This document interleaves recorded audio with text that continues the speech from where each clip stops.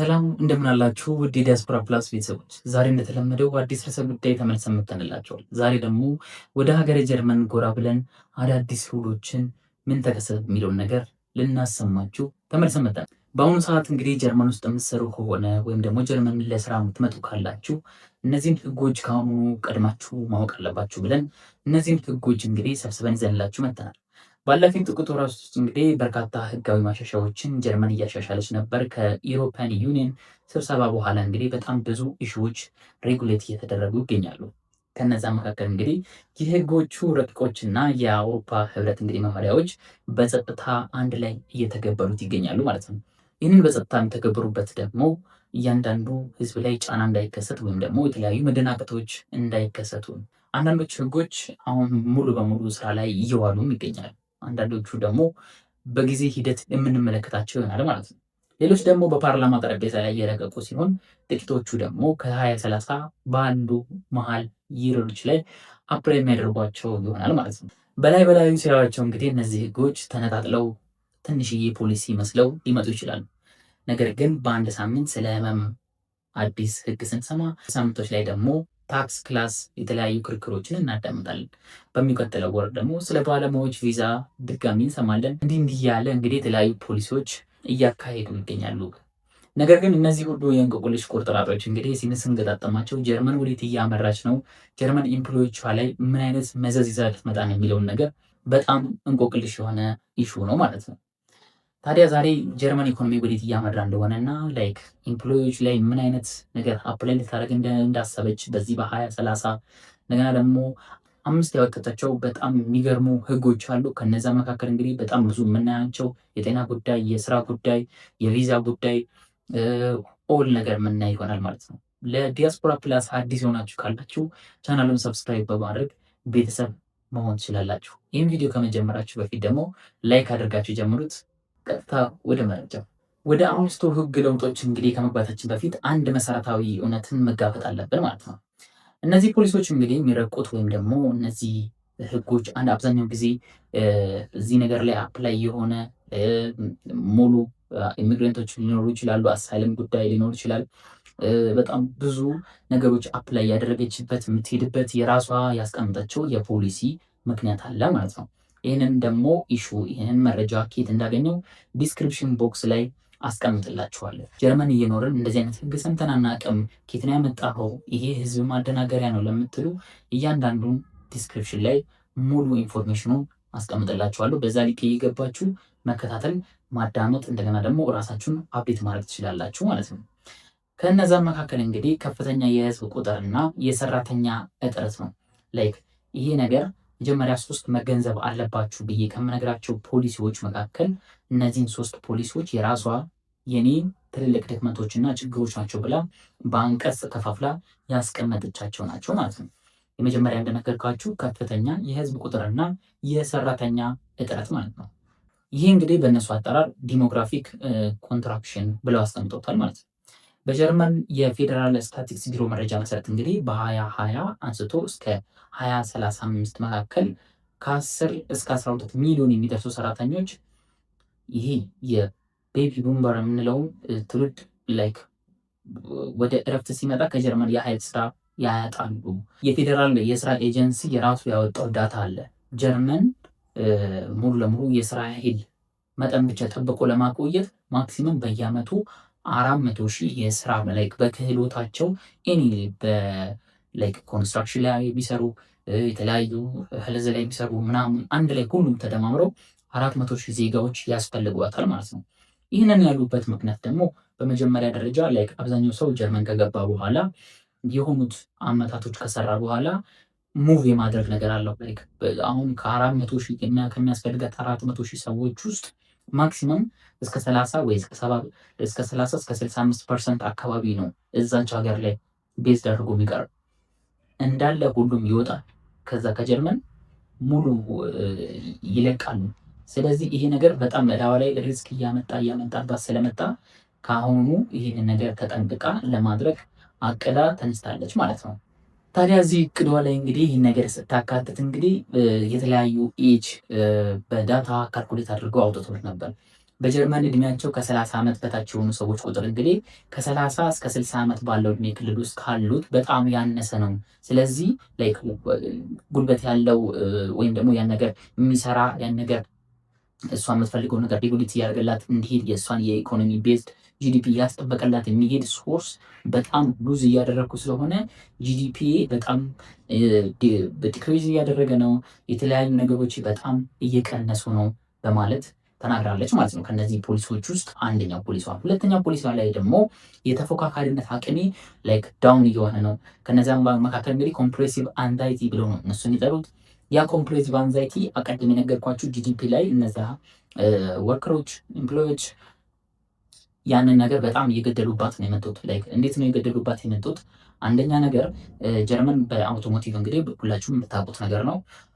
ናይስ የሆነች ትልልቅ የሆኑ ብራንዶች ያሉባት ትልልቅም ፕሮዳክቲቭ የሆኑ መኪናዎች የሚልባት እንደሆነች ሁላችሁም የምናውቀው ነው። እዛ ነገር ላይ ምንድን ነው እየሆነባት ያለው? አንደኛ ነገር ከአሜሪካ በቴክ ጉዳይ ትበለጣለች፣ በቴክኖሎጂ ጉዳይ ትበልጣለች፣ በአይቲ ጉዳይ ትበለጣለች። ቻይና ደግሞ የተለያዩ አውቶሞቲቮች እየተመረቱ እነዚህን የምትመለከቷቸውን ቢዋይዲ ምርቶች የተለያዩ ምርቶችን እያመረተች ኦልሬዲ ወደ ገበያ እያሰማራች ስለሆነ ሰው ወደ ጀርመን የሚሄዱ ምርታማነትን የማሳደጉ እነዚህ ኤክስፔንሲቭ የሚባሉ ነገሮችን የመግዛት አቅማቸው በጣም እየቀነሰና ዲክሪዝ እያደረገ ስለሆነ ጂዲፒ ላይ እያሰጋን እያለች ትገኛለች። ሶስተኛው ደግሞ የአውሮፓ ህብረት ውህደትና ዲጂታላይዜሽን የሚሉት ነው። ላይክ ኢዩ ላይ እንግዲህ በጣም አከራካሪ የሆኑ ኢሹዎች በዛኛው ሳምንት በጣም ሲጎተጉቷት ነበረ። በጣም ጣሊያንን ጨምሮ ዩኬን ጨምሮ ጀርመንን የተለያዩ ሀገራቶችን ስዊዘርላንድ፣ ስዊድን ሙሉ ለሙሉ ህጋቸውን በኢዩ ስር ራን እንዲያደርጉ ኢዩ የሚፈልገውን ነገር እነሱ ላይ አፕላይ እንዲያደርግ እያስገደዷቸው ፑሽ እያደረጓቸው ነበር። እንግዲህ ጀርመን ላይ እንግዲህ እንደተነጠለች የኢኮኖሚ ደሴት አትሰራም። ሀገር ውስጥ የስራ ፖሊሲ ትልቅ ድርሻ የሚመጣው እንግዲህ አስገዳጅ የአውሮፓ ህብረቶች ይኖራሉ። እነዛን አፕላይ ማድረግ አለብሽ እየተባሉ እንግዲህ በጣም ትልቅ ችግር ውስጥ ነበረች። እነዛን 3 ፖሊሲዎችን ከተረዳችሁ እነዚህን 5 የህግ ለውጦችን ደግሞ አክሰፕት ማድረግ አለባችሁ ብላ ፖሊሲዎቹ ላይ አጠቃላ አስገብታለች ማለት ነው። ይህንን ፖሊሲ የምታገኙበትን ዌብሳይት ከስር ሊንክ ስራ አስቀምጣላችኋለሁ። ወደ 5ቱ ህጎቿ ከሜዳችን በፊት እንግዲህ ይህን ቪዲዮ ላይክ ማድረጋችሁ እንዳረሱ፣ ሰብስክራይብ ይህን ቻናል ማድረጋችሁ እንዳረሱ።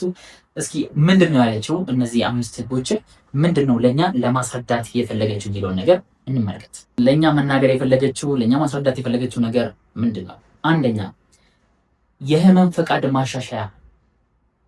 ህመም ላይ ሄልዝ ላይ ያላት ኢሹ ሁላችሁም የምታውቁት ነገር እንግዲህ በጀርመን የባህላዊ ስርዓት መሰረት እንግዲህ አብዛኞቹ ሰራተኞች በህመም ምክንያት ከስራ ሲቀሩ የ3 ቀን እፎይታ ጊዜ ነበራቸው፣ የሚያርፉበት ታይም ነበራቸው። ይህ ማለት እንግዲህ አንድ ሰራተኛ ህጋዊ ሕክምና ማረጋገጫ ማለትም ላይ ከነዚህ አሉ አይደለ ማረጋገጫዎች አውተንቲኬት የምታስደርጓቸው እንደዚህ ታምሜ ነበር እንደ ሲክሊፍ አይነት ማለት ነው። እንደሱ አይነት እንዲያቀርብ በህግ ከመጠየቀው በፊት እስከ 3 ተከታታይ ቀን ድረስ ታምሜ ያለው ብሎ የመምከር መብት ነበር። በተጨማሪም እንግዲህ ወረርሽኙ በነበረበት ወቅት ጀርመን በስልክ የሚሰጥ ወይም ደግሞ የህመም ፍቃድ አስታውቃ ነበር። ይህም ሐኪሞች ቀላል ህመሞች ሲያጋጥሟቸው ታካሚ በአካል ወደ ክሊኒክ ሳይመጣ በስልክ የህመም ፍቃድ እንዲሰጧቸው ታደርግ ነበር። ያ ሞዴል እንግዲህ አሁን ላይ ባን አድርገውታል ማለት ነው። ያንን ምን ያደረጉ ያንን አሻሽለናል በተሻሻለው ማዕቀፍ መሰረት ብለው እንግዲህ የ3 ቀናት የእፎይታ ጊዜ ተሰርዟል። ይህም ማለት እንግዲህ አሰሪዎች ከመታመማቸው የመጀመሪያ ቀን ጀምሮ የህክምና ማረጋገጫ እንዲያቀርቡ የታመሙበትን ቀጥታ ሲክሊፍ በመጀመሪያው ቀን እየጠየቁ ነው ማለት ነው። ምክንያቱም ይህኛውን ህግ ባክ አድርገዋለች፣ ሰርዘዋለች ማለት ነው። በተጨማሪም በስልክ የሚሰጡ የህመም ፈቃዶች እንግዲህ ሙሉ ለሙሉ ካንስል አድርገዋቸዋል። ከዛ በኋላ ደግሞ ከተበላሹ ወይም ደግሞ ከታመሙ እነዛ ሰዎች ደግሞ በጣም ህመም ላይ ካሉ የህክምና ማረጋገጫውን ለማግኘት በአካል ወደ ሐኪም ቤት የመሄድ ግዴታ አለባቸው። በአካል ሄዳችሁ አረጋግጣችሁ አውተንቲኬት ያስደርጋችሁ ታምሜ ያለው ይሄንን ዶክተሩ ጽፎላችሁ ምናምን ነገር ነው መምጣት ያለባችሁ። ይህ ሁላ እንግዲህ ይህንን የወርክ ላይ ያሉትን ኮምፕረስ ለማድረግ ላይክ ጂዲፒ ይቀንሳል ብላ እንግዲህ ይሄ ሁላ ነገር እያደረገች ያለችው ታች ድረስ ወጋ። ይሄ እንግዲህ ማይነር የሆነ ነገር ህመም ነው እንግዲህ ታውቁታላችሁ። ይህ ለምን ሆነ ብላችሁ ደግሞ ከጠየቃችሁ መንግስት በቅርብ ዓመታት ውስጥ በአንድ ሰራተኛ በአማካይ ከ20 ቀናት ያደረሰውን የሀገር አቀፍ የህመም ፈቃድ ስታቲክስ ጠቅሷል። ከዛም እንግዲህ በኦኢሲዲ የሚባል አለ ሀገራት መካከል የሆነ በጣም ሩላቸው ይለያያል አይደለ? የራሳቸው የሆነ ሩል ይኖራቸዋል ሄልዝ ላይ። ያንን አጣቅሰው ነው ይህንን ህግ ያወጡት ማለት ነው። በሀይል ሁለት ደግሞ ሌላኛው ደግሞ ተፎካካሪነት አንጻር ሲቀን የመንግስት ባለስልጣን ከፍተኛ የስራ መቅረትን በኢኮኖሚ ምርታማነት ላይ እንደ ትልቅ መሰናክል አይተውትም። ቅድም ያልኳችሁ ማለት ነው ጂዲፒያቸው ላይ ምናምን ነገር ትንሽ ኢምፓክት ማይነር ነገር ቼንጅ ስለሆነ ብቻ በዛች ኢሹ ይዘው ነው ይሁን ነገር ሰው እያፋጠጡ ያሉት ማለት ነው። እናንተ ላይስ እንዴት ነው የሚሆነው? ይህ ነገር ለእርሶ ላይ ምንድን ነው የሚያደርገው? የሚያመጣው ኢምፓክት ምንድን ነው? አፕላይ የሚያደርገው ምንድን ነው ሀፕን የሚያደርገው ከዚህ በኋላ የሚለው ነገር ነው። ይህ ለውጥ እንግዲህ ሰራተኞች ላይ ከፍተኛ ተግባራዊ ውጥረት ነው ያመጣል። ከፍተኛ ኤኒ ዲዚዝ ብትመጣሙ ኤኒ እንትን ቢያስፈልጋችሁ በቃ ቶሎ አልጧችሁ እያመማችሁም ቢሆን ቶሎ ማድረግ አለባችሁም እያሉ ያሉት እንግዲህ ትልልቅ የጀርመን ከተሞች እንግዲህ እንደሚታወቀው አሁን ላይ ልብ ብላችሁ ከሆነ የተለያዩ ታካሚዎች ምኖች በጣም እየበዛ ይገኛል። የተለያዩ ወረፋዎችን የተስተዋወሉ ይገኛሉ። ስለዚህ ይህን ነገር ራሱ አስዩ ማድረግ ትችላላችሁ ማለት ነው። ለቀላል ቀጠሮችም ለረጅም የተጠዋቂነት ጊዜም ካለ በቃ እንዳለ ሙሉ ለሙሉ ስለሚጨናነቅ ከአሁን ቶሎ ብላችሁ እዛ ነገር ላይ ቶሎ ፈጥናችሁ ሊያማችሁም ሲል በቃ ቶሎ ብላችሁ እዛ ነገር ላይ መድረስ አለባችሁ። እናንተ ላይ ትልቅ የሚያመጣው ኢምፓክት እንግዲህ የታይም ጉዳይ ነው። እናንተን ሊያስጨንቃችሁ ይችላል።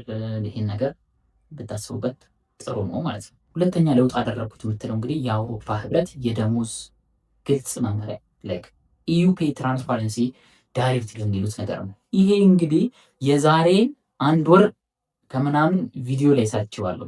ጀርመን አዲስ ህግ ልታመጣ ነው ምናምን ነገር እያልኩኝ ሰርቼ ነበር። ከዛ በኋላ ከስር ኮመንት ላይ በጣም የማይሆን ባድ እንትኖች ነበር የደረሱ፣ ባድ ኔጌቲቭ ኮመንቶች ነበር የደረሱኝ። ኢዩ ላይ እንግዲህ ያመጡ ያሉት እንግዲህ ኦልሬዲ ምንም ነገር መጣራት አለበት። ሁሉ ነገር በቃ ክሬት መደረግ የሚደረጉ ነገሮች ሁሉ ነገር በእኛ ስር ማለፍ አለበት እያሉ ነው እየተናገሩ ያሉት። ስለዚህ እዚህ ጋር ምንድነው ያደረጉት? ደሞዙ ምን አይነት ነው ትራንስፓረንሲ የሚሉት ነገር ሁሉ ነገር ግልጽ መሆን አለበት ነው። አንደኛ ያስቀመጡት ዋና መመሪያችን ይህንን ተከትለን ነው የምንሰራ ያሉት። አንደኛ ቅድመ ደሞዝ ይፋዊነት ማለት ነው። ምን ማለት ነው? ኩባንያዎች አሁን በስራ ላይ ማስታወቂያዎች ላይ ደሞዝ መጠን ማውጣት ወይም ደግሞ የመጀመሪያው ስራ ቃል ለመጠየቅ ከመደረገው በፊት ለተወዳዳሪዎች ማሳወቅ አለባቸው። በጣም ብዙ ነገሮች ሳይን ከተደረገው በኋላ የሚደረግ ደሞዝ ምንም አይነት ማረጋገጫም ሆነ እንትን የለውም። እነዛን ሰውዬ እንደ ስሌቭ ሊያደርጓቸው እንደ በቃ ዝም ብሎ በኮንትራት ስላሰባቸው ብቻ ሊጫወቱባቸው ይችላሉ ብለው ይህን መመሪያ አውጥቷል ማለት ነው። ሁለተኛ ደግሞ የቀድሞው ደሞዝ የመጠየቅ እገዳ ላይ ድሮ ስንት ነበር የምትከፈሉት ምናምን ብሎ ማንም ሰው አሁን አይጠይቃችሁም። ኦልሬዲ ለምን ኤክሰስ አይከፈላችሁም? ማንም ሰው አይጠይቃችሁም። ባክግራውንዳችሁን ቼክ ማድረግ አይችልም ማለት ነው። ሌላኛው ደግሞ የውስጥ የደሞዝ ሪፖርት የሚባለው ነው። የውስጥ ደሞዝ ሪፖርት ማለት 100 ወይም ከዛ በላይ ሰራተኞች ባሏቸው ኩባንያ ውስጥ የሚሰሩ ሰራተኞች ለተወሰነ የስራ መደባቸው ያለውን አማካይ የደሞዝ ደረጃ እንግዲህ በጾታ ተለይቶ የሚያሳይ ግልጽና ስሙ ያልተጠቀሰ መረጃ የመጠየቅ መብት አላቸው። የት ነው የምትሰሩት ምናምን የሚለው ነገር መጠየቅ ይችላሉ፣ ግን ደሞዛቸው መጠየቅ አይችሉም።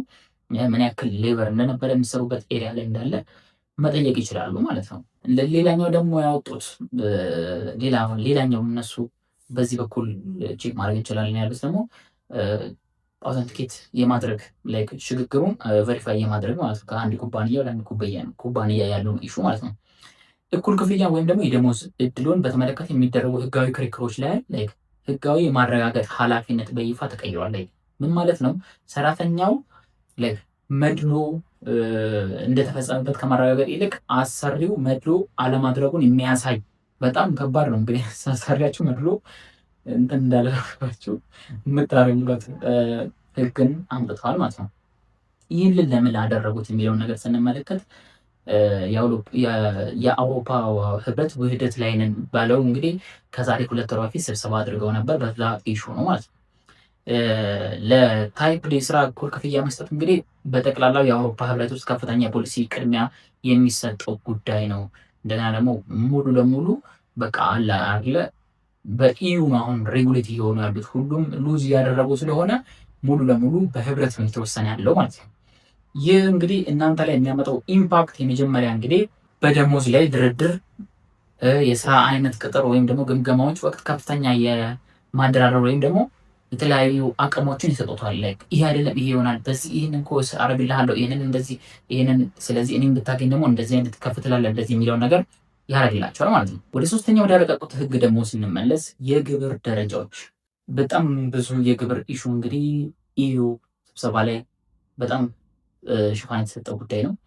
በአሁኑ ወቅት እንግዲህ በጀርመን የሚኖሩ ባለትዳሮች የገቢ ግብራቸው እንዴት እንደሚቆረጥ መምረጥ እንዲያስችላቸው አድርገው አስቀምጠዋል ማለት ነው። በወር ሊሆን ይችላል፣ በሳምንት ሊሆን ይችላል፣ በአመት ሊሆን ይችላል ማለት ነው።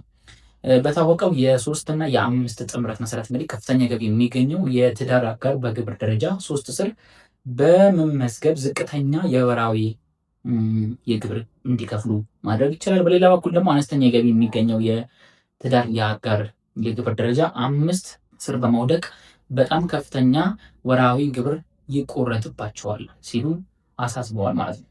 በስታቲስቲክስ መሰረት እንግዲህ ይህ መዋቅር ሁለተኛ ደረጃ ላይ የሚገቡት ላይ አብዛኞቹ ሴቶች የሆኑ ሲሆን ከፍተኛ ወራዊ ተጣሪ ደሞዝ እንዲያገኙ እንግዲህ እንጥራለን እናደርግላቸዋለን እያሉ ይገኛሉ ማለት ነው።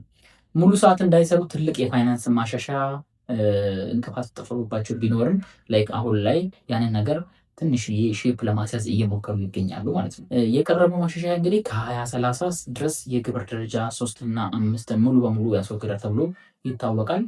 ሁሉም ባለትዳሮች እንግዲህ ወደ አንድ የግብር ህግ ወጥ በሆነ መንገድ ሺፍት ሊያደርጉም ይችላሉ የተባለም ይነገራል ማለት ነው። ደረጃ 4 ታክስ ክላስ ፎርዝ ዊዝ ፋክተር ሲስተም ያዘዋውራቸዋል ተብሎ እየተነገረ ይገኛል ማለት ነው። ይህ ለምን ሆነ ብለን እንግዲህ ስንመለከት አንደኛ ጀርመን ሀገር ውስጥ የሚሰራ አቅሟን በአስቸኳይ ማሳደግ አለባት። በሁለተኛ ደረጃ የገቢ አገኞች ላይ ያለውን ከፍተኛ ወርሃዊ የግብር ቅጣት ማስወገድ አለበት። መንግስት እንግዲህ በሺዎች የሚቆጠሩ በትርፍ ሰዓት የሚሰሩ ሰራተኞችን ወደ ሙሉ የስራ ሰዓት እንግዲህ እንዲሸጋገሩ ለማድረግ እንግዲህ እያበረታታቸው የተለያዩ ቦነሶችን በመስጠት ላይ ይገኛል። እንግዲህ ምንም እንኳን እንግዲህ አጠቃላይ የአመታዊ የቤተሰብ የግብር ግዴታ ባይቀየርም ወርሃዊ ገቢውን ግን በአመት ውስጥ በትዳር አጋሮች መካከል በጣም እኩል በሆነ መንገድ ይሰራጫል እያሉ ይገኛሉ ማለት ነው። እንግዲህ ላይ እነሱ አሁን ከምንም ነገር ላይ ታክስ ምን ከመሰብሰብ ወደኋላ የሚሉበት ታይም አይደለም። ምክንያቱም ጂዲፒያቸው በጣም እያሽቆለቆለ ይገኛል። የሆነ ታይም ላይ ደግሞ አፕ የሆነ ታይም ላይ ዳውን ይሆናል ማለት ነው። ቻንስ ካርቴ የምትባለው ሁላችሁም ታውቃላችሁ። አራተኛ ማሻሻያ በዓለም አቀፍ የችሎታ ምልመላ ላይ ያተክሯል። ላይክ ችሎታ ክሬቲቪቲ፣ ላይክ የሆነ ነገር መስራት የምትችሉ ሰዎች ካላችሁ እነሱ ላይ ቤስድ ያደርጋል ማለት ነው። ይህም እንግዲህ በሰለጠኑ የስደተኞች ህግ ማለትም ስኪልድ ወርከር የምንላቸው ላይክ ኢሚግሬሽን እና በቻንስ ካርድ ወይም የእድል ካርድ መስፋፋት ላይ ነው ይህን ነገር ኢምፓክት አድርገው ይዘው የመጡት ማለት ነው። ከፍተኛ የሰራተኛ እጥረትን ለመዋጋት ሲባል እንግዲህ ጀርመን በነጥብ ላይ የተመሰረተ የስራ ፈላጊ ቪዛ ስርዓቷን እንግዲህ እያሻሻለች ትገኛለች ማለት ነው። ይህም እንግዲህ የእድል ካርድ ከአውሮፓ ህብረት ውጭ ያሉ ብቁ አመልካቾች በሀገሪቱ ውስጥ እየኖሩ ስራ እንዲፈልጉ እስከ 1 ዓመት ድረስ ወደ ጀርመን እንዲገቡ ይፈቀድላቸዋል ማለት ነው። ይሄ ነገር በጣም ጉድ ኦፖርቹኒቲ ነው። ላይክ እንደ ካናዳ ነው እየሆነ ያለው ይሄ ነገር ቀስ እያለ ሼፑን ቼንጅ እያደረገ የዩኤስን ሩል ቼንጅ እያደረገ ይህ ነገር ሬጉሌት እያደረገ እየሄደ እንደሆነ እንግዲህ የሚያሳስብ ነገር ነው፣ የሚታወቅ ነው። ቼንጅም ሲያደርጉት ያስታውቃል። ኤሮፓን ዩኒየን ላይክ እንደ ታዛቢም ቢሆን እንደተለያዩ ህግ አውጪዎች፣ ህግ አስፈጻሚዎች ነገር በዚህ ነገር ላይ ዩኤስ ጆይን ማድረጓ ስለማይቀር ሁሉም ነገር በእሷ ወይ ወይም በእሷ ሂደት እንዲሄድ ትፈልጋለች እና እዚህ ነገር ላይ እንግዲህ የካናዳን ይዘት እየያዘ ይገኛል ማለት ነው። አሁን ላይ እንግዲህ ዋና ያሉ ባህሪያት እነዚህ ነገር ላይ ምንድን ናቸው የሚለው ነገር እንመልከት። በነጥብ ላይ የተመሰረተ ስለ ነጥብ እንግዲህ ሁላችሁም ታውቃላችሁ። ዩኤስም ያላችሁ ካናዳም ያላችሁ ኢሮፕ ውስጥም ከሚሰጡ የተለያዩ የነጥብ ኢሹዎች እንግዲህ ከዩኬ ወደ ካናዳ ፍሎ ሲያደርጉ ቻንስ ካርቴ ማለትም ኦፖርቹኒቲ ካርድ ቼክ የተደረገ ይሄ ነገር ፕሮሰስ እንደሚጀመር ታውቃላችሁ። ነጥቦች የሚሰጡት እንግዲህ በታወቀ የዲግሪ ትምህርት፣ በሙያ ልምድ ዓመታት፣ በእድሜ፣ በጀርመንኛ ወይም ደግሞ በእንግሊዝኛ ቋንቋ ያላችሁን ችሎታ ሙሉ ለሙሉ ቴስት እያደረጉት ይሄ ቢ1 የሚሉት በጣም ረዣዥም የሆኑ ፕሮሰሶች ቢኖሩትም ላይ እነዚህ ነገሮች አንድ ላይ እነዚህ ግንኙነቶች ተመስርቶ ይሄ ነገር ቻንስ ካርቴ የወጣው ማለት ነው። ማለትም ኦፖርቹኒቲ ካርድ ማለት ነው። ስለዚህ እዚህ ነገር ላይ በጣም አሪፍ መሆን አለባችሁ። ጀርመንኛችሁ ስኪል ላይክ ፕሮናውንስ እስክታደርጉት አሪፍ እነሱ እንዲገባችሁ ድረስ አሪፍ መሆን አለበት ማለት ነው። ሌላኛው ደግሞ የትርፍ ሰዓት ፍቃድ ማለት ነው። የትርፍ ሰዓት ፍቃድ ደግሞ የእድል ካርድ ያላቸው ሰዎች ሙሉ ስርዓት የኮርፖሬሽን ስራ በሚፈልጉበት ወቅት እንግዲህ በሳምንት እስከ 20 ሰዓት መስራት ወይም ደግሞ አጫጭር የሙከራ ስራዎችን መስራት እንዲችሉ አድርገዋል ማለት ነው። ምንም አይነት ፑሽ አይደረጉም። ያንን ነገር እንዲሰሩ እያበረታቱ ይገኛሉ ማለት ነው። ዝቅተኛ የብሉ ካርድ መስፈርቶች የምንላቸው ደግሞ አሉ። ለኢዩ ብሉ ካርድ የሚያስፈልገው ዝቅተኛ ዓመታዊ ደሞዝ መስፈርት እጥረት ባላለባቸው ሙያዎች ዝቅ አድርገዋል ማለት ነው። በጣም ብዙ ሙያዎች አሉ የሆነ አነስ ያለ ደሞዝ የሚያገኙ ለነዛ ሙያዎች እንግዲህ የተለያየ ያክል እያመቻቸላቸው ሌላቸውን ቤዝድ እያደረገ እንደሚሄድም ፖሊሱ ላይ ያካቷል ማለት ነው። የምስክር ወረቀትና ፈጣን እውቅና የውጭ ሀገር ዲግሪዎችና የሙያ ምስክር ወረቀቶች እንግዲህ ወደ ኦፊሻላዊ የጀርመን ኦፊሻል ዌብሳይቶች ላይ አፕሎድ የተለያዩ ዳታቤዞች ላይ አፕሎድ እየተደረጉ ስለሆነ ሙሉ ለሙሉ ላይክ በወረቀት ያላችሁ ነገር ሙሉ ለሙሉ ወደ ሶፍትዌር አፕሎድ የተደረገ ስለሆነ እዚህ ነገር ላይ እንግዲህ ፎከስ አድርገን መስራት አለብን ብለው እየሰሩ ይገኛሉ። የተለያዩ ማቾችን ለማግኘት እንደገና የተለያዩ ቦነሶችን ለማግኘት ሲፈልጉ ከዌብሳይት ላይ ሊንካችሁን ብቻ በመላክ ያንን ነገር እንድታገኙ የሚያስችል ይሆናል ማለት ነው።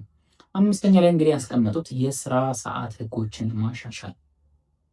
ስራ ሰዓት እንግዲህ በጣም በጣም በጣም በጣም ወሳኙ ነገር ነው። ላይክ ጂዲፒ የመውደቁን ጉዳይ እነዚህ ኢምፕሎዮች ላይ ራሱ እንደዚህ አይነት ነገር ፑሽ የሚያደርግ ህግ የማውጣት ጉዳይ የስራ ሰዓት ጉዳይ ነው ማለት ነው። ላይክ በባህላዊ የጀርመን ስራ ህግ መሰረት እንግዲህ ዕለታዊ ስራ ሰዓት በቀን 8 ሰዓት ሆኖ የተገደበ ሲሆን በጣም አስገዳጅ ሁኔታዎች ሲኖሩ ብቻ ላይክ ወደ 10 ሰዓት ሊራዘም ይችላል እየተባለም እየተነገረ ይገኛል። በጀርመን ፓርላማ እየተከራከሩበት ያሉት ህግ ረቂቆች ይህን በጥብቅ ዕለታዊ ገደብ በሳምንት ከፍተኛ የስራ ሰዓት ገደብ ለማካተት ያለሙ ናቸው እየተባለም ይገኛል። ግማሹ ረዥም ሰዓት መሆን አለበት ይላል። ግማሹ የኢንፍሌሽን ጉዳይም አለ፣ የኢሚግሬንትን ጉዳይ አለ፣ የአሳይለሙን ጉዳይም ስላለ በጣም ብዙ ነገሮች ለዚህ ጀርመን በጣም በብዙ ነገር ነው አፌክት የምትደረገው። ቴክ አፌክት ያደርጋታል። ዩኤሶች እየቀደሟት ነው። ኢቭን አረብ ሀገራቶች ራሱ እየቀደሟት ነው። እንደገና ደግሞ እዚህ አውቶሞቲቭ ጉዳይ ላይ ይህንን ኮንትሮል አድርጋ የያዘችውን ለብዙ አመታት ሙሉ ኮንትሮል አድርጋ የያዘችውን ብራንዷን በአውቶሞቲቭ ጉዳይ ላይ እንግዲህ ቻይና ድጋሚ እየገለበጠች ትገኛለች። እዚህ ላይ የምትመለከቱት እንግዲህ በጤና ጉዳይ በምን እየተፈተነች ትገኛለች። እንደገና ደግሞ በተጨማሪ የኤጅ ጉዳይ ግማሹ ከ60 ዓመት በላይ ያለው ኤጅ ከ30 ዓመት ካሉ በታች ይበልጣል። ስለዚህ በጣም ሪስክ ውስጥ ስላለች ሁሉን ነገር ዲሳይድ ከማድረግ ወደኋላ አትልም። ስለዚህ ሁላችሁም እዚህ ነገር ላይ ፎከስ ማድረግ አለባችሁ ማለት ነው። ምንም አይነት ህግ ላይ እናንተ ሳትሰሙት የሚወጣው ህግ የለም። አብዛኛዎቻችሁ ደግሞ ስራ ላይ ብቻ ፎከስ እያደረጋችሁ ስለሆነ ምንም ነገር ሰርች እያደረጋችሁ አይደለም፣ እያያችሁ አይደለም። ነገ ምን ሆናለሁ የሚለውን ነገር ስለ ፔንሽን ጉዳይ፣ ታክስ፣ ሄልዝ ኤኒቲንግ እያያችሁ ስላልሆነ ባካችሁ ፎከስ እንድታደርጉ በአክብሮት እንደ ዲያስፖራ ፕላስ እንጠይቃችኋለን ማለት ነው። በአውሮፓ ህብረት መመሪያ መሰረት እንግዲህ ሰራተኞች በአሁኑ በእያንዳንዱ 24 ሰዓት ውስጥ ቢያንስ 11 ሰዓት ያልተቋረጠ እረፍት እንዲሁም በሳምንት አንድ ሙሉ የነፃ ቀን ማግኘት አለባቸው። ነገር ግን ከዕለታዊ ገደብ ወደ ሳምንታዊ ገደብ መቀየር አለበት። አሰሪዎች ከፍተኛ የስራ ወቅት በቀን ማለትም 12 ወይም ደግሞ 13 ሰዓት እንዲሰሩ በህጋዊነት ይሰጣቸዋል። ይህም አጠቃላይ ሰዓቱ በዚያው ሳምንት ውስጥ ሌሎች አጫጭር ስራዎች የስራ ቀናት ከተመጣጠነ አንድ ላይ ፊክስ አድርጋችሁ ማስኬድ ትችላላችሁ እያሏችሁ ይገኛሉ ማለት ነው። ስለዚህ ሁሉም ነገር መጠንቀቅ አለባችሁ ማለት ነው። ላይክ ወደፊት ምን ሊያደርግ ይችላል? ላይክ 2027 አንስቶ እስከ 2028 መሀል ላይ ያሉት እነዚህ 2 ዓመትና እስከ 30 ድረስ 3 ዓመት 4 ዓመት ድረስ ምን ሀፕን ሊያደርግ ይችላል? ፊውቸር ፕሪዲክሽንስ ምንድን ነው የሚለውን ነገርም አንድ ላይ ተወያይተውበት ነው የወጡት። እንግዲህ በመጀመሪያ እንግዲህ ከፍተኛ ተወያየንበት ብለው ለህዝቡ ያረቀቁት ፖሊሲያቸው ላይ ፊውቸር ፖሊሲስ ብለው ያስቀመጡት አንደኛ ከፍተኛ የኮርፖሬት መረጃ ግልጽነት፣ ራዲካል ኮርፖሬት ትራንስፓረንሲ የምንላቸው ቅድም የደሞዙ ጉዳይ ላይ ሙሉ ግልጽ በሆነ መንገድ ዳታዎችን ጋዛ ተደርጎ መግባት አለባቸው። ብዙ ነገሮች መሰብሰብ አለባቸው ብለው እንደተናገሩት ሁሉ ነገር ሰብስበው የሚያስገቡበት ዓመት ይሆናል ማለት ነው። ሁለተኛ በሚለካ ምርታማነት ላይ ትኩረት ማድረግ ላይ ፎከስ ኦን ሜዥረብል ፕሮዳክቲቪቲ ማለት እነዚህ ክህሎት ያላቸውን ሰዎች ከተለያዩ ሀገሮች ጋዘር አድርጎ ማውሰድ ይሄ ላይ ነው ፎከስ እያደረጉ ያሉት። ምክንያቱም ጀርመን አንድ ሰው ከገባ በኋላ ቆይቶ ወይ ወደ ዩኤስ ነው ጉዞ፣ ወይ ወደ ካናዳ ነው ጉዞ፣ ወይ ወደ ዩኬ ነው ሙሉ በቃ ፍሎ ማድረጊያ ወይም ደግሞ የሆነ ወደ ሀገር መሻገሪያ ነው እየሆነች ያለችው። ስለዚህ ይህን ነገር ፎከስ ኦን ሜዥረብል ፕሮዳክቲቪቲ የሚለውን ነገር ስትሮንግ ለማድረግ የተለያዩ ቦነስ ካርቴዎችን ለመስጠት እያቀዱበት ይገኛሉ ማለት ነው። ሌላኛው ደግሞ በሁሉም ዘርፎች መዋቅራዊ አንድነት መፍጠር ላይ ስትራክቸራል ኢንተርናላይዜሽን የሚሉት ነገር አለ። ላይክ እዚህ ጋር ሄልዝ ላይ ያለ ሰውዬና ሎው ላይ ያለ ሰውዬ አንድ ላይ ኮሚኒኬት አድርገው የሚሰሩበት ሁሉ ነገር የአንድ ሰው ኢንፎርሜሽን እንግዲህ ፖለቲካዊ ሊሆን ይችላል፣ ኢኮኖሚያዊ ሊሆን ይችላል፣ ኤኒ የቤተሰባዊ ኢሹ ሊሆን ይችላል። ሙሉ ለሙሉ ዳታው አንድ ላይ ሶርስ ተደርጎ ስትራክቸራል ኢንተርናላይዜሽን ላይ እንዲቀመጥላቸው እያቀዱ ይገኛሉ ማለት ነው። ሌላኛው ደግሞ ኮንክሉድ እንዲያደርግ ነው እየፈለጉ ያሉት ማለት ነው። ስለዚህ ጀርመን ላይ ያላችሁ ትውልደ ኢትዮጵያውያንና ትውልደ ኤርትራውያን ሁላችሁም ፎከስ አድርጋችሁ እዚህ ነገር ላይ ዴዲኬትድ ናችሁ። ሰርች አድርጉ። ላይ እንግሊዝኛ ክሬተሮች አሉ። እንግሊዝኛ ክሬተሮች ደግሞ ፖስት የሚያደርጉት ላይክ የሆነ ታይም ሲመቻቸው ወይ እንትን ሲል ነው የሚመቻቸው ታይም የሚለቁላችሁ። ስለዚህ ከአሁኑ ይህን ቻናል ሰብስክራይብ አድርጋችሁ በራሳችሁ ቋንቋ ነው የቀረበላችሁ። ሁላችሁም እስከ መጨረሻው ድረስ ቪዲዮን ሳታሳልፉ በማዳመጥ በማየት በመገንዘብ እንድትሄዱ በአክብሮት እንጠይቃችኋለን። ለዚህ ቻናል አዲስ ሆናችሁ ካላችሁ ሰብስክራይብ በማድረግ ቤተሰብ መሆን ትችላላችሁ። አዘጋጅና አቅራቢ ቃላት ሰማ ነበርኩኝ። በቀጣይ ሳምንት እስከምንገናኝ ድረስ ቸር ሰንብቱ።